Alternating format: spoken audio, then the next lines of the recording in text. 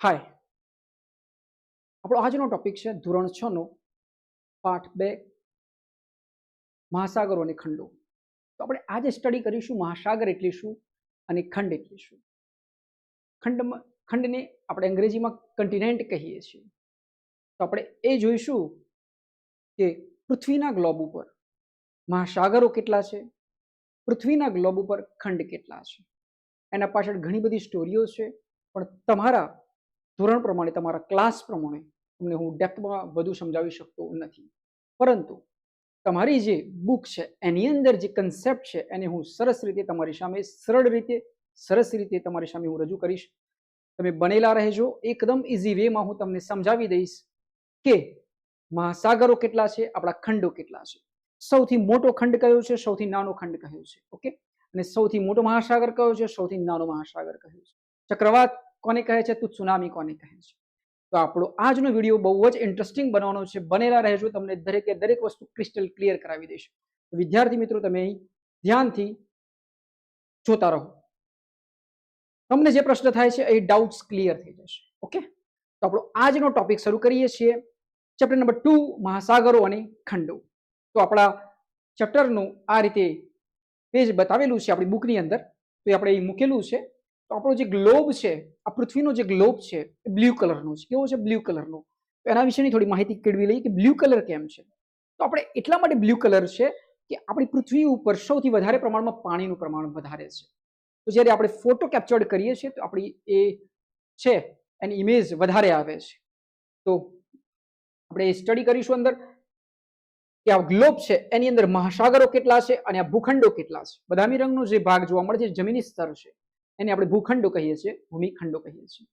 ચલો શરૂ કરીએ છીએ આપણે મહાસાગરો અને ખંડોને સમજવાની સફરને.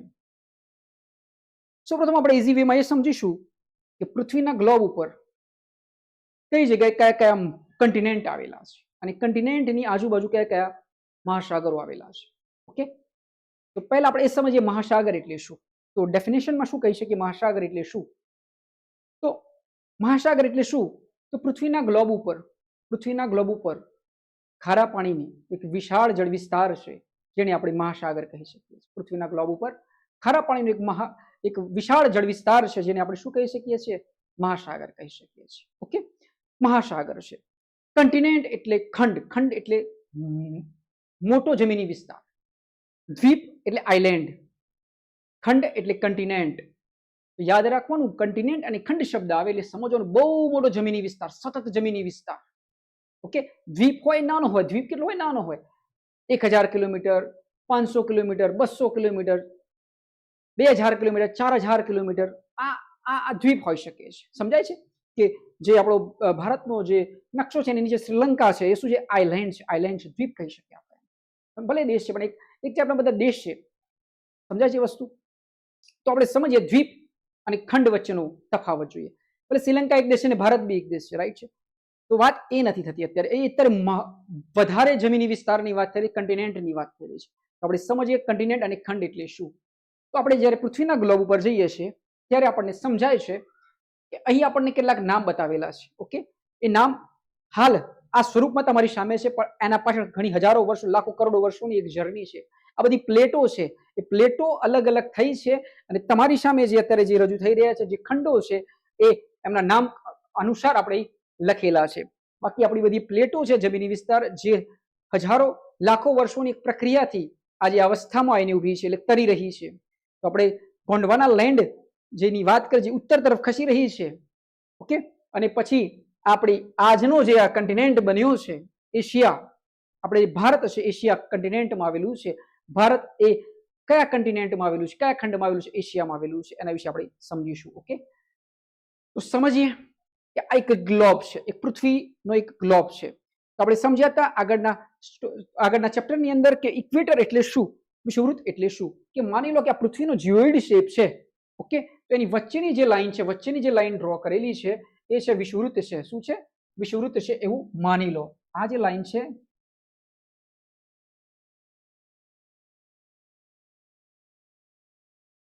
વિષુવવૃત્ત છે એવું માની લો. તો વિષુવવૃત્તની ઉપરનો પોર્શન છે અને ઉત્તર ગોળાર્ધ કહે છે, નીચેના પોર્શનને દક્ષિણ ગોળાર્ધ કહે છે. ઓકે, તો આપણે ઘણીવાર આપણને એ સમજાવવું જોઈએ કે કયા ગોળાર્ધમાં કયા કયા કન્ટિનેન્ટ આવેલા છે, સમજાય છે ને એ વસ્તુ. તો આપણે સૌપ્રથમ આજે આપણે સ્ટડી કરીશું આપણો જે ટોપિક છે સાગરો વિશે, પછી આગળ સમજીશું ખંડ વિશે. તો તમારી બુકની અંદર એક ટોપિક છે સાગર એટલે શું. તો સમજીએ. પ્રશાંત મહાસાગર, એટલાન્ટિક મહાસાગર, હિન્દ મહાસાગર, દક્ષિણ મહાસાગર અને આર્કટિક મહાસાગર. કુલ મહાસાગરો કેટલા થયા? 1 2 3 4 અને 5 મહાસાગર થયા. કેટલા મહાસાગર થયા?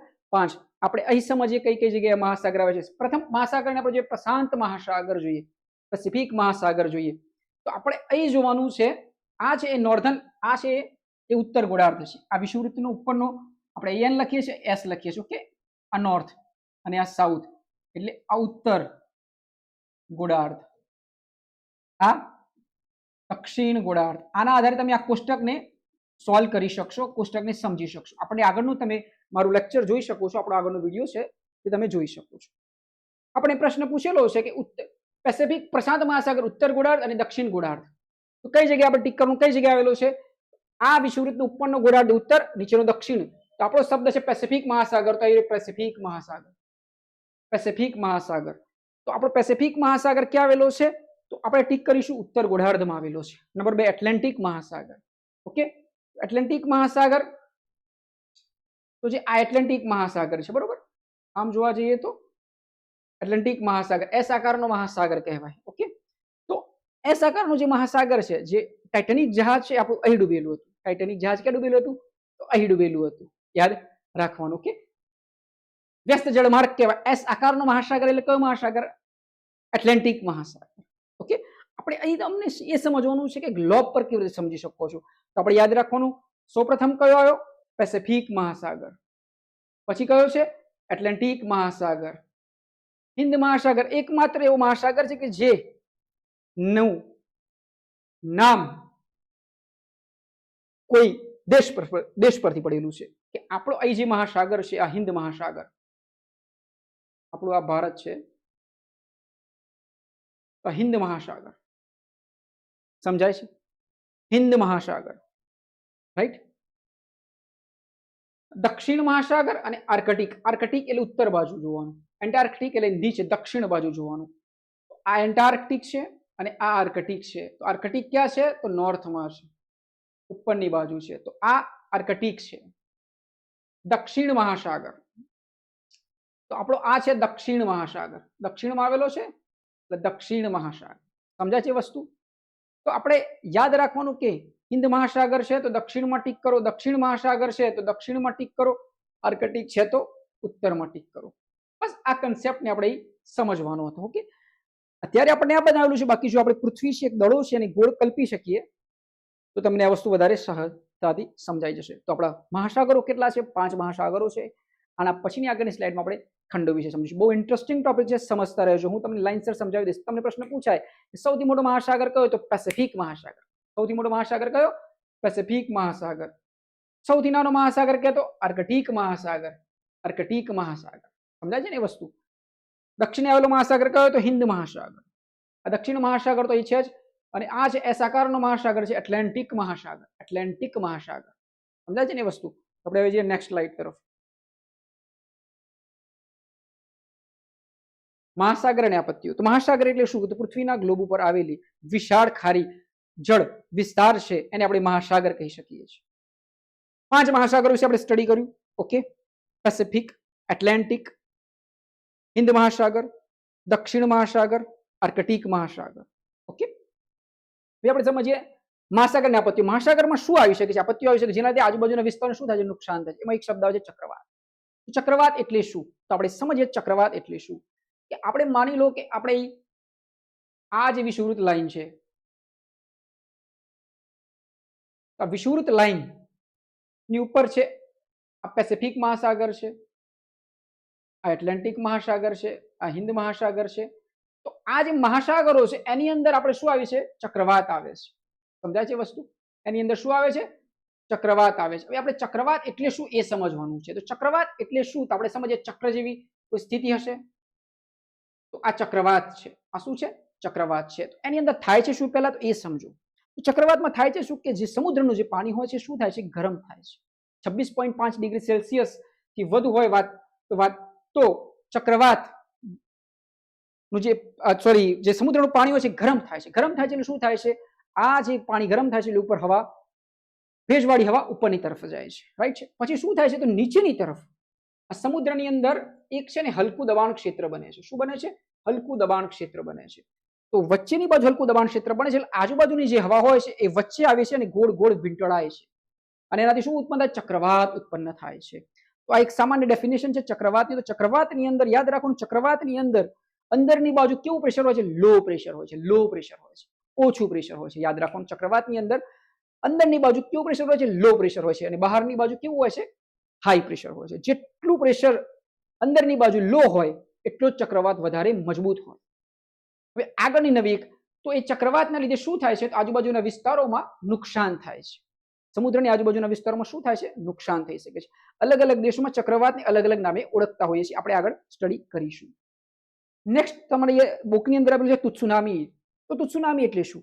તુત્સુનામી બી આ સમુદ્ર સાથે જોડાયેલી એક ડેફિનેશન છે. તુત્સુનામી તો સામુદ્રિક જે મોજાઓ ઉછળે છે સમુદ્રની અંદર, એ કેમ થાય છે? તો સમુદ્રની અંદર શું આવે? ભૂકંપ આવે, સમુદ્રની અંદર જ્વાળામુખી વિસ્ફોટન થાય અથવા સમુદ્રની અંદર ભૂસ્ખલન થાય. તો જે મોજાઓ જે શક્તિથી ઉછળે છે તો આપણે એને તુત્સુનામી કહીએ છીએ. શું કહે છે? તુત્સુનામી કહીએ છીએ. તો ચક્રવાત એક એવી ઘટના છે, વાતાવરણીય ઘટના છે, અને તુત્સુનામી એક એવી ઘટના છે સમુદ્રની અંદર ભૂગર્ભીય ઘટના છે. તો આપણે એ સમજવાનું ચક્રવાત સૌથી વધારે કઈ જગ્યાએ વધારે આવે છે? તો ભારતના નકશામાં આપણે જોઈએ તો બે ઓફ બેંગોલમાં સૌથી વધારે ચક્રવાત આવે છે. આપણે આગળ સમજાવી દઈશું બે ઓફ બેંગોલ ક્યાં આવેલું છે. બંગાળ જે બાંગ્લાદેશ કહીએ છીએ તો ત્યાં બે ઓફ બેંગોલ બંગાળની ખાડી છે, ત્યાં સૌથી વધુ ચક્રવાતો આવતા હોય છે. જઈએ નેક્સ્ટ તરફ, સ્લાઇડ તરફ. મહાસાગરો સમજાવ્યા તમને અને આ સમજાવી બે આપત્તિઓ. ચક્રવાત કોને કહે છે? તુત્સુનામી કોને કહે છે? ચક્રવાતમાં લો પ્રેશર હોય. કેવું પ્રેશર હોય? અંદરની બાજુ કેવું પ્રેશર હોય? લો પ્રેશર હોય, લો ડાઉન પ્રેશર હોય, અને બહારની બાજુ હાઈ પ્રેશર હોય. સમજીએ આપણે મહાસાગરની આપત્તિઓમાં એ જ ટોપિકને કે ચક્રવાત છે. તો ચક્રવાત છે આ વિષુવવૃત્ત છે, આપણે આગળ સમજ્યા હતા. આ ગ્લોબ છે, વિષુવવૃત્ત છે. તો પ્રશ્ન એમ છે ચક્રવાત ઉત્તર ગોળાર્ધમાં ચક્રવાતની દિશા કેવી હોય છે? તો ઉત્તર ગોળાર્ધમાં ચક્રવાતની દિશા, અહીં જો કોઈ ચક્રવાતો આવે છે, આ મહાસાગરોમાં કોઈ ચક્રવાતો આવે છે તો નોર્ધન હેમિસ્ફિયરમાં ચક્રવાતની દિશા કેવી હોય છે? ઘડિયાળનો કાંટો જે ફરે છે આ રીતે, તો આ ઉલટી ફરે છે, એન્ટી ક્લોકવાઇઝ હોય છે. પ્રશ્ન યાદ રાખવાનો કે ચક્રવાતની દિશા નોર્ધન હેમિસ્ફિયરમાં ઉત્તર ગોળાર્ધમાં એન્ટી ક્લોકવાઇઝ હોય છે, વિરુદ્ધ હોય છે. ઘડિયાળની વિરુદ્ધ દિશામાં એન્ટી ક્લોકવાઇઝ હોય છે. સમજાય છે વસ્તુ? એન્ટી ક્લોકવાઇઝ હોય છે, એન્ટી ક્લોકવાઇઝ હોય છે, એન્ટી ક્લોકવાઇઝ. એ જ રીતે દક્ષિણ ગોળાર્ધમાં કેવી હોય છે? તો ક્લોકવાઇઝ હોય છે. ઘડિયાળની દિશામાં ચક્રવાતો ફરતા હોય છે. ઓકે, તો સમજાય છે? આ ક્લોકવાઇઝ દક્ષિણ ગોળાર્ધમાં ચક્રવાત દક્ષિણ ગોળાર્ધમાં હોય તો ક્લોકવાઇઝ હોય. ક્લોકવાઇઝ આપણે જે ઘડિયાળ ફરે ને 1 2 3 4 5 એમ ક્લોકવાઇઝ. અને નોર્ધન હેમિસ્ફિયરમાં ચક્રવાત ઉલટા હોય છે, એન્ટી ક્લોકવાઇઝ હોય છે. તો આ હતો એક કન્સેપ્ટ. અને ચક્રવાત કેવી રીતે બને છે? તો અંદરની બાજુ લો પ્રેશર બને છે એટલે ચક્રવાત બને છે. એની આઈ હોય છે આ, તો હવાનું નિમ્ન દબાણ હોય છે. આ ચક્રવાતની આઈ હોય છે. સમજાય છે વસ્તુ? આજુબાજુનો જે પવન હોય છે અંદર વીંટળાતો જાય છે.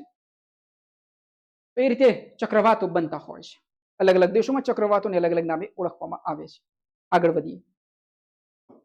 સુનામી વિશે આપણે જોઈ લીધું. આગળ હવે સમજીએ ખંડ. વાત થઈ મહાસાગરોની વાત. આપણે શું શું ભણ્યા? તો આપણે સૌપ્રથમ એ ભણ્યા મહાસાગર એટલે શું અને ખંડ છે એની ડેફિનેશન ભણ્યા. મહાસાગરો કેટલા? તો 5 મહાસાગરો છે. એના વિશે સ્ટડી કર્યું. કઈ કઈ જગ્યાએ કયો મહાસાગર આવેલો છે. ઉત્તર ગોળાર્ધમાં અને દક્ષિણ ગોળાર્ધમાં કયા કયા મહાસાગરો આવેલા છે. પછી આપણે સ્ટડી કર્યું મહાસાગરો અને એની આપત્તિઓ. આપત્તિઓમાં એક ચક્રવાત સમજ્યા, બીજું સમજ્યા ત્સુનામી સમજ્યા. ચક્રવાત એ વાતાવરણીય ઘટના છે, ત્સુનામી એ સમુદ્રની અંદર થતી ભૂકંપીય ઘટના છે.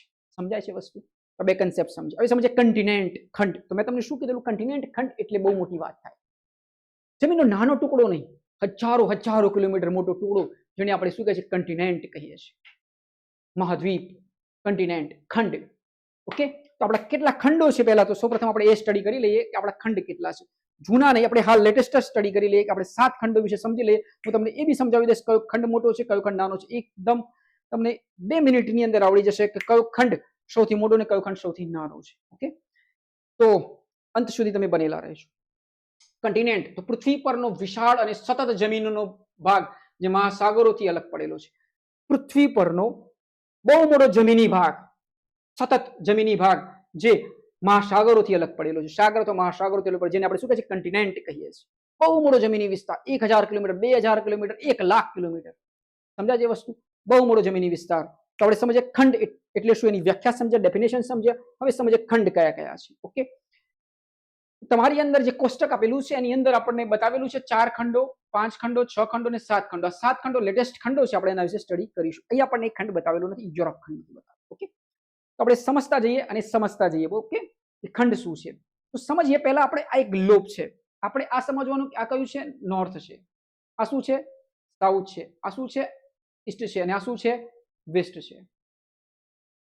તો આપણે યાદ રાખવાનું કે આ એક ખંડ છે, અહીં આપણે યુરેશિયા બતાવ્યો છે, એ જગ્યાએ આપણે કરી દઈએ છીએ એશિયા. એટલે યુરોપ અને એશિયા જોડે છે એટલે યુરેશિયા કરીને બતાવેલો છે, પણ અત્યારે હાલ કરી દઈએ આપણે એશિયા.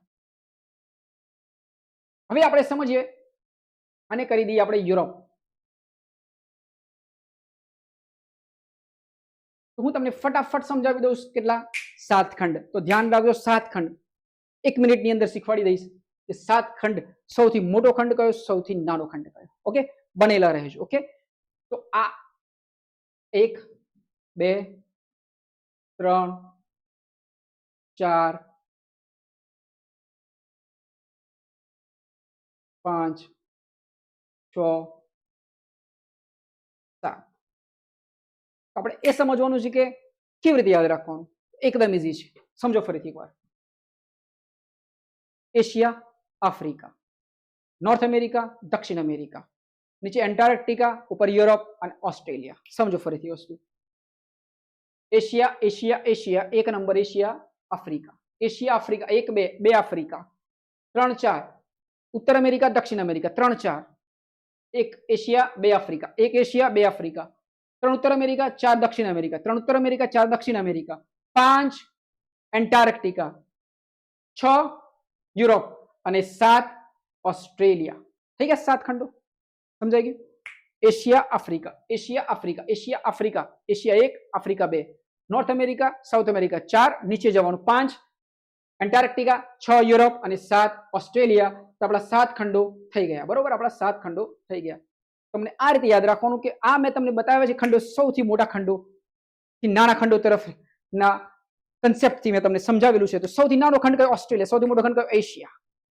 1 2 3 4 5 6 7. ઓકે, આ રીતે મેં તમને ખંડો સમજાવેલા છે, તમને આવડી જ જશે. ઓકે, તમને પૂછા સૌથી મોટો ખંડ એશિયા, સૌથી નાનો ખંડ ઓસ્ટ્રેલિયા. હવે છે સમજ 1 2 3 4 5 6 7. ડન. ઓકે, તો આ જોઈ શકો છો તમે ખંડ વિશેની માહિતી. નેક્સ્ટ જોઈ શકીએ છીએ આપણે. તમને એક પ્રેક્ટિસ આપેલી છે તમારી બુકની અંદર, એક ચોકટા આપેલા છે, એની અંદર કીધું જે ચોકટા વધારે છે એ પ્રમાણે તમારે યાદ રાખવાની, પણ આપણે કોઈ યાદ રાખવાની જરૂર જ રહેતી નથી. આપણને તમને ટ્રિક સમજાવી દીધી છે. એક જ મિનિટની અંદર તમે કહી શકો કે કયો ખંડ મોટો છે, કયો ખંડ નાનો છે. આપણે શું કર્યું હતું, Asia Africa, Asia Africa, Asia Africa, north America, દક્ષિણ અમેરિકા, નોર્થ અમેરિકા, દક્ષિણ અમેરિકા, 1 2 3 4 5 એન્ટાર્કટિકા, 6 યુરોપ અને 7 ઓસ્ટ્રેલિયા. ઓકે, તો જોઈ લઈએ ફરીથી એકવાર. 1 Asia Africa, Asia Africa, Asia Africa, Asia Africa, north America, 3 4 north America, 3 4 5 Antarctica, 6 Europe અને 7 ઓસ્ટ્રેલિયા. 7 ઓસ્ટ્રેલિયા. આવડી ગયું? એશિયા આફ્રિકા, એશિયા આફ્રિકા, ઉત્તર અમેરિકા, દક્ષિણ અમેરિકા, એન્ટાર્કટિકા, યુરોપ અને આ છે ઓસ્ટ્રેલિયા. સમજાઈ ગયું? આપણે વર્લ્ડ મેપ જોઈ લઈએ. આ એક એવો વિશ્વનો નકશો છે જેની અંદર આપણે સમજી શકીએ છીએ, જે આજનો લેટેસ્ટ નકશો છે આપણે સમજી શકીએ છીએ. તો આ યુરેશિયા નહીં, આપણે છે ને આ જે યુરોપ છે, આ રશિયા છે, આપણું આ ઇન્ડિયા છે.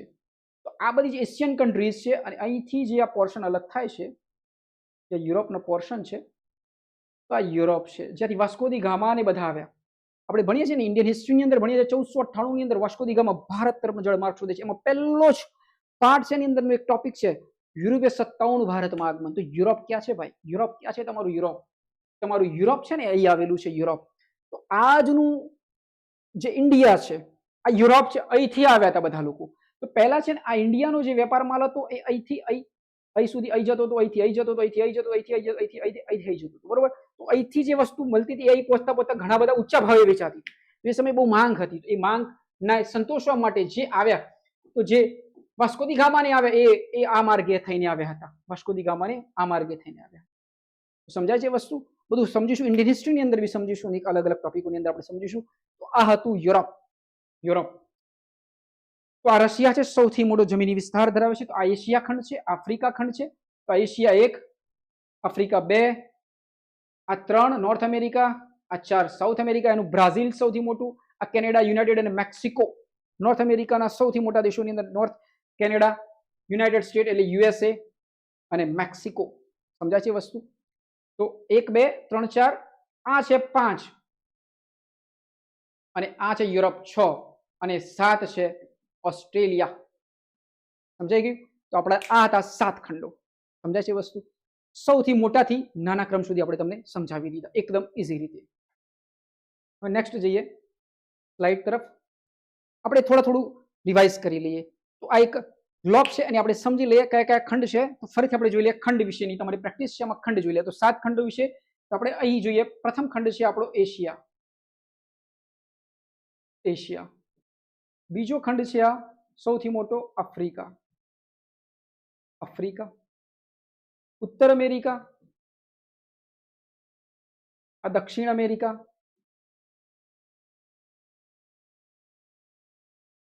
આ એન્ટાર્કટિક, આ છે યુરોપ.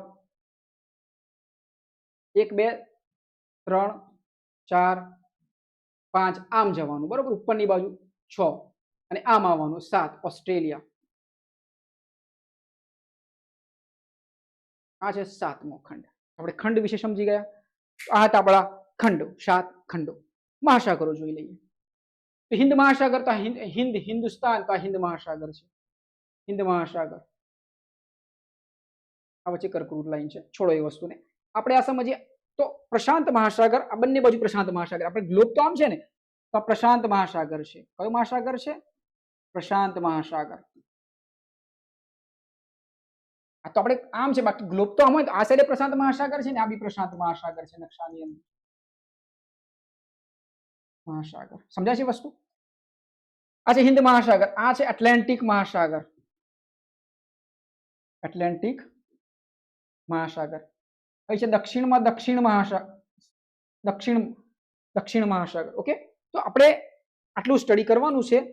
એક છે પેસિફિક મહાસાગર, એક મેઇન છે એટલાન્ટિક મહાસાગર, આ હિન્દ મહાસાગર. ઓકે, આ દક્ષિણ આર્કટિક ઉપરની બાજુ છે. કઈ બાજુ છે? ઉપરની બાજુ છે આર્કટિક.